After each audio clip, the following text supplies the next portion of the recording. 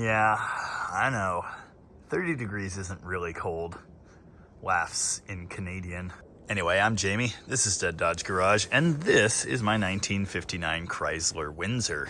In the last video, I introduced this project and kind of put it to the viewers whether or not I should do anything with it. The overwhelming majority of you said, no. Are you kidding? Get rid of that thing. It's a piece of garbage. Send it to the scrapyard. I find it important at this point to explain to all of you that Dead Dodge Garage is a no-kill facility. Well, okay. Occasionally, I'll take a car apart, but generally speaking, I preserve these things as they are, as whole cars, as projects. What you do with your rusty hunks of garbage is your business, but me, I can't bring myself to cut things up or send them to the scrapyard. Yes, this car is rough, but I don't think it's nearly as bad as you think it is. I know I went to great lengths to explain how bad it is. The point is, people in the Midwest are laughing at us right now because this is a solid restoration candidate compared to anything they can find. Come on, didn't you see the floors? It actually has those. Anyway, I'm still not committing to doing anything major with this car, like build it into a Chrysler Highwayman tribute. But I'm not throwing it away just yet. In the first video, I had every intention of digging into the engine and diagnosing the horrible noise I was trying to show you, somewhat unsuccessfully. I'd like to do that now, and I've had a bunch of helpful suggestions explaining what it may well be. Many people said it sounded like a loose flex plate or torque converter. Recall, this car does not have a flex plate. It has 8 bolts that go directly into the torque converter. And while I suppose that is possible, it doesn't sound to me like the noise is coming from there. It sounds like it's up here, but it's not a valve type noise. It sounds like a piston. Countless people noticed that the noise they heard was not consistently rhythmic. I will tell you, when it was actually running, it was a consistent noise. It sounded just like any knock. Many people suggested creative alternative piston options. Understand, I have no interest in fixing this engine to that degree. I have no interest in sending it to a machine shop. I am not sinking thousands of dollars into this hunk of glorified scrap iron. If I can fix this Golden Lion engine with popsicle sticks, duct tape, and a few bucks worth of gaskets and odds and ends, I will do that. If it requires an overhaul, bye-bye. The first thing we're going to do is pull the valve cover over here, and we're going to look for any valves that are stuck in the downward position. I did go ahead and grab a fender cover, not because I care about protecting the paint, but because I don't want to touch it. It's cold. Now, if you don't know, these early big blocks are a little bit different from the later ones in that they only have 4 fasteners on the valve covers. In 1964, somewhere around there, extra fasteners were added to the corners, and all later ones have 6.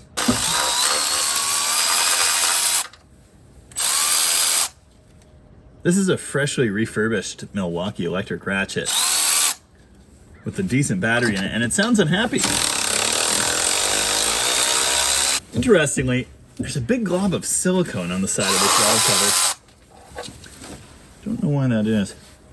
I'll be storing the hardware here on the AstroTurf battery tray. That's pretty cool. Someone said they did want to see me put AstroTurf back on this car. No, but I like where your head's at. Every one of the studs came out with the nuts. Guess I don't have to hit it. This is a mechanical temperature gauge screwed under the dash. The wire is somewhat in the way.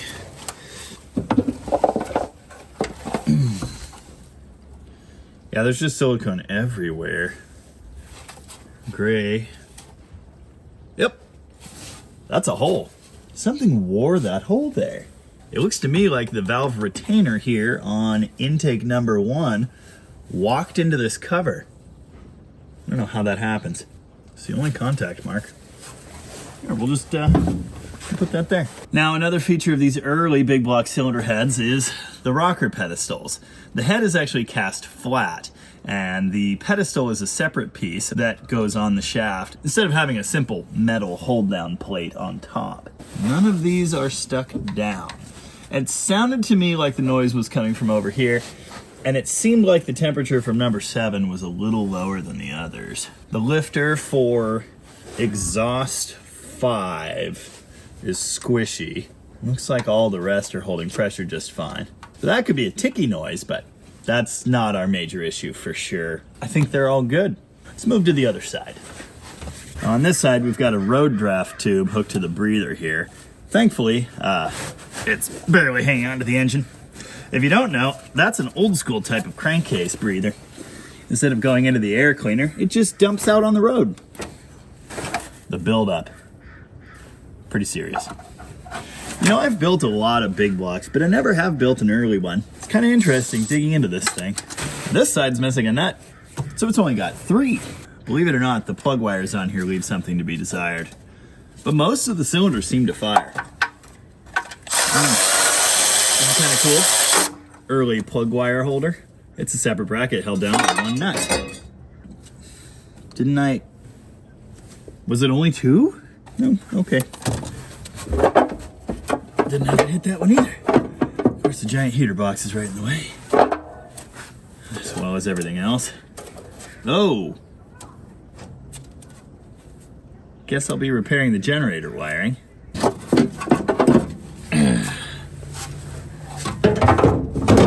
Sure.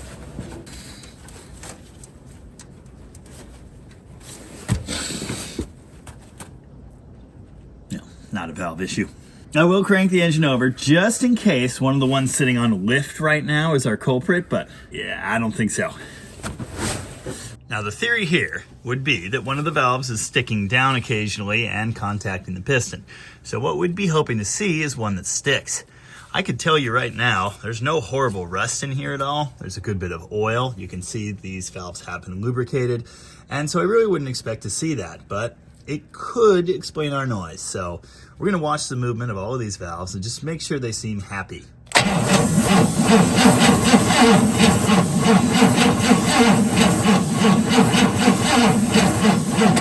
Cranking off my jump box, it really doesn't seem pleased with life.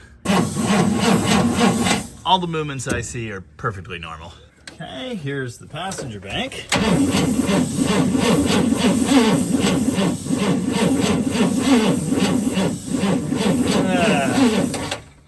Yeah, I don't know why that's so dead, but anyway, same thing.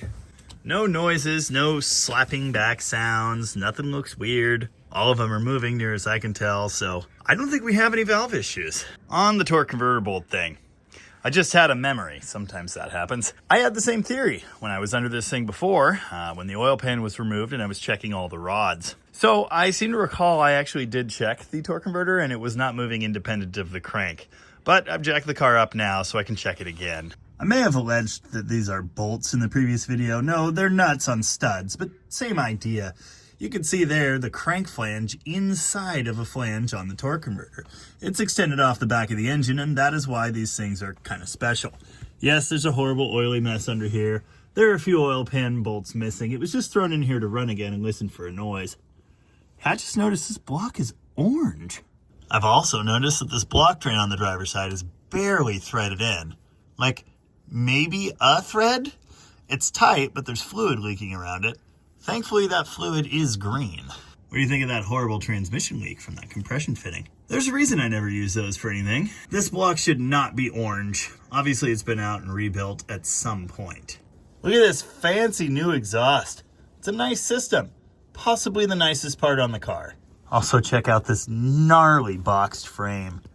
That's tough, even if some of it is rusting off the back. Okay, there is a floor patch here on the front right. Not that that's any great surprise. It was actually, well, almost well done. Also note, we're looking at a pair of torsion bars here. Even though this thing is full frame, it's got torsionaire suspension. Believe that started for 58, but I could be wrong. You are wrong, because it was 1957. Hey, how many of the plug wires should be falling off? So with all of that, it's time to look inside the cylinders.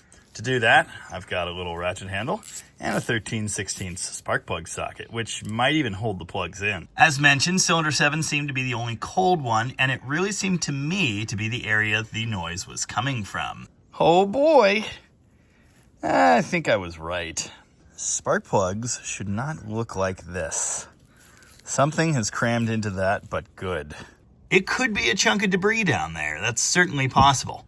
A nut or a bolt could be rolling around in that chamber and smashing into things. That would make sense.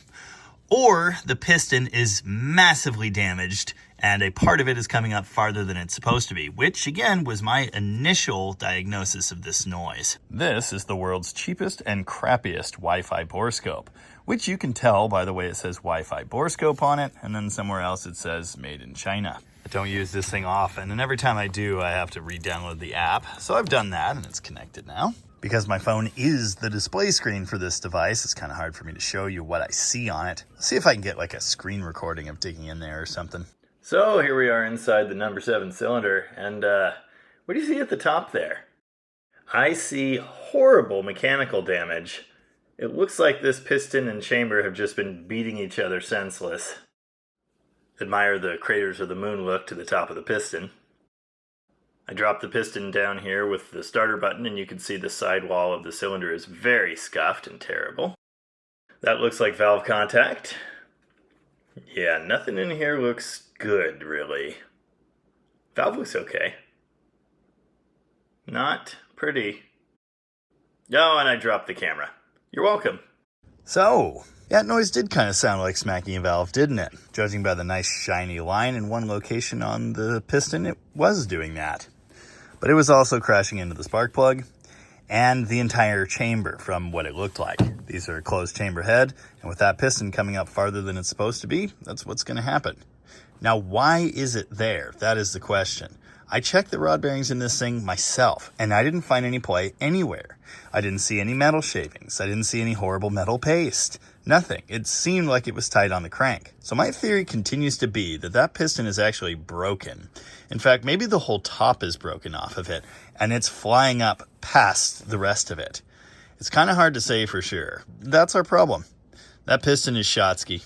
Even with the plug out allowing the piston to move freely, there doesn't seem to be any noise cranking.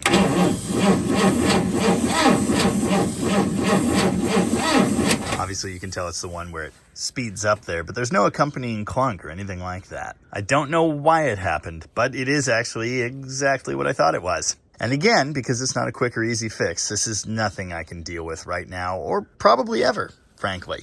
It's just not worth it. Now again, I'm not fully giving up on this car yet, because if that other 383RB materializes and happens to be good, well, we'll throw it in here. And this thing could still give years of enjoyment to me and to its future owner, because I don't need to keep it for life for sure. Someone somewhere is doing laundry. Smells delightful.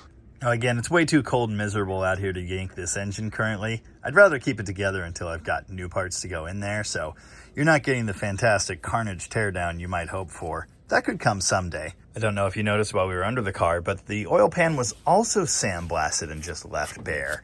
Because it doesn't see as much moisture raining off the hood, it's not as nasty as these are. I don't know why anyone would do that. It's a freshly painted orange block with a bunch of bare stuff screwed to it. Oh, there actually is orange paint on the intake too. Maybe they painted it and it all fell off. Anyway, hopefully you enjoyed that. Until next time, as ever, thanks for watching. And remember, don't let your valve spring